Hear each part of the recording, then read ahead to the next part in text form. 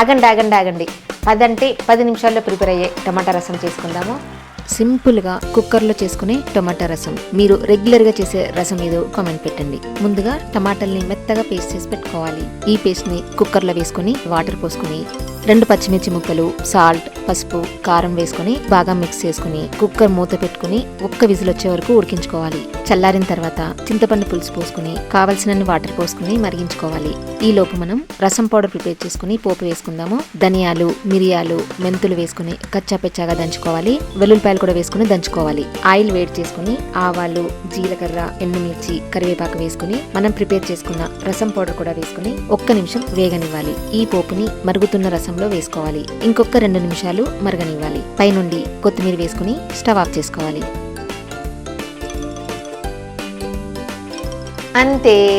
నచ్చినట్టయితే లైక్ చేయండి, షేర్ చేయండి, ఫాలో అవడం మర్చిపోవద్దు.